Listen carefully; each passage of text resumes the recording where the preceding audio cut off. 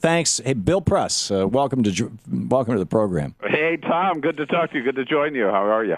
I'm just great. And BillPressShow.com, of course, is your website. And thank you again for filling in for me last week when it was an honor. Or the week before, whatever it was, when I had to go out of town, and just great feedback. But you have been not only a friend and acquaintance and somebody that I tremendously respect, but also somebody that even long before I knew you, I was watching you on television or listening to you on the radio, mostly watching you on television, give political commentary on these issues. You have an extraordinary depth of insight, and you know this town. You know how politics works here.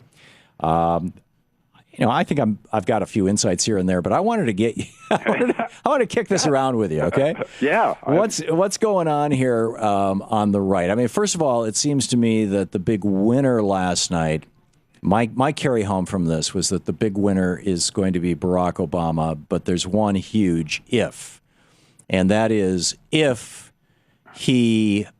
Well, here's the landmine that I see him walking into. If he goes small tonight with his jobs bill, which it looks like he's going to do, $400 billion. And it's really funny. I had a taxi driver taking me home from the TV show a couple of nights ago. And this guy could hardly speak English, although he says, "I'm an American citizen." Very proud of it, right? And I said, what's going on? And unsolicited, this guy says, "The president better go big." What are you talking about? He doesn't go big, he's going to lose all of us. And I'm like, well, immigrant taxi drivers, it's like, this guy nailed it. So anyhow, if he goes small and the Republicans look at that and say, okay, so he wants to extend unemployment benefits. That's pretty universally popular. He wants to build some roads, And none of this, I mean, the Brookings Institution now is saying that even $400 billion, that's maybe 1% of GDP growth. Yeah. He's still going to have an economy that sucks. So if the Republicans go along with it, then they have taken away from him the ability to play Harry Truman and run against Congress in 2012. And then on top of that, then you've got the whole, probably Mitt Romney's going to be the nominee, maybe Rick Perry. You've got that coming down his throat. So I was going to say, I think the big winner last night was Barack Obama, but he may get that taken away from him over the next week. Your thoughts on that?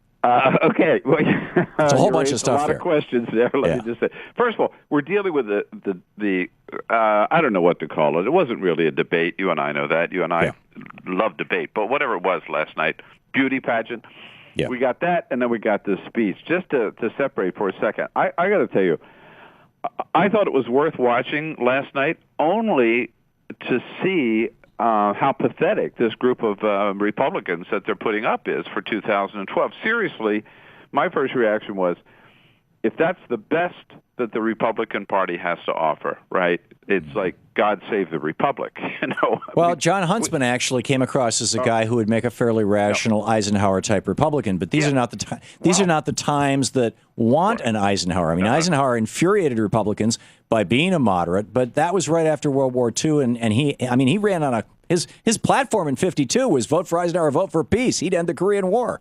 Yeah, I mean, Huntsman is what we used to call a Rockefeller Republican, right? Yeah. Which is why he doesn't have a shot at getting the nomination. Right. So. And hasn't since '64. Exactly. So I guess I should have made the exception of Huntsman, but otherwise. And the other thing is, as a Democrat, and I'm a proud Democrat, who is very nervous about Barack Obama's chances in 2012, because I don't think he has done enough to give us a reason to get excited about his reelection in 2012. I felt more comfortable after watching them last night, more comfortable about his chances. Again, not because of anything he's done, but because of who we might get. I think it makes it his to lose, and that's my concern, is that he may, over the course of the next few weeks, manage to lose it. And I think, as you said earlier in your news roundup there, that it's clearly, and you could tell that from the staging last night, right? I mean, this is now down to Romney versus Perry, and the question is, how far is the Republican Party going to go, far right or extreme right? And I think when Dick Cheney says you're crazy, you're pretty crazy, And speaking of Perry. speaking of Rick Perry on Social Security. Yeah. So, so it's going to be Romney. I think that's a fiat accompli. The question is who's going to be the VP, and can he beat Obama? It could be Romney, but, the Republicans are really crazy about this Tea Party stuff. Tom, you've seen that in the Congress. I mean, they've gone there like 100%. So it could be another Goldwater year. It could be a Goldwater year. They really do feel, I think, that... or on our side, a George McGovern year. We used to call them kamikaze liberals, and I used to be one, right? You'd rather go over the cliff and be... Yep. Well, it was Teddy Kennedy versus Richard Nixon about health care in 1973. Yep. Yeah, exactly. But you're right.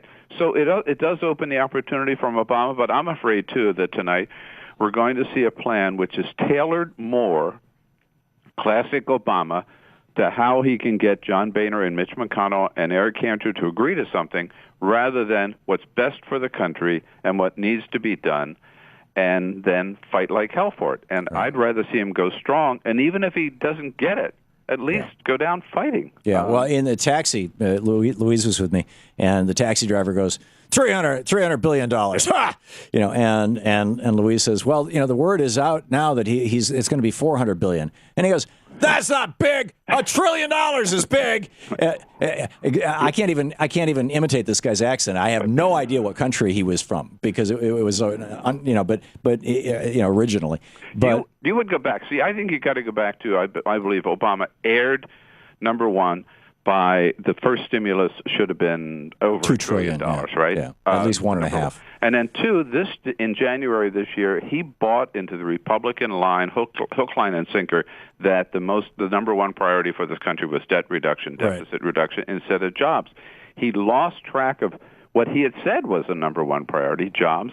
And we spent the last 8 months dealing with debt reduction and losing focus and losing ground. And I think losing a lot of political steam, and it may be too late to turn it around. Yeah. So back to and I don't disagree, and I hope that we're both wrong. I do too. Back to Rick Perry. In the 30 seconds we have left, what's the formula he just keeps on being basically Mr. Goldwater, Mr. Crazy? I'll tell you what. I think you're going to see. Put this way: Mitt Romney had better spend every dime that he's got right now defining Rick Perry and exposing him for as crazy as he is and letting people know that. Otherwise, Rick Perry is going to be the nominee. Yeah. Well, I think that they're going to do that, and I think that they're going to do that with Social Security because that's the one thing that among the Tea Party Republicans is untouchable. And that cervical cancer inoculation, he lost a lot of ground on that last night, too. So. Yeah, that's interesting. So let's all beat up on Rick Perry. Right.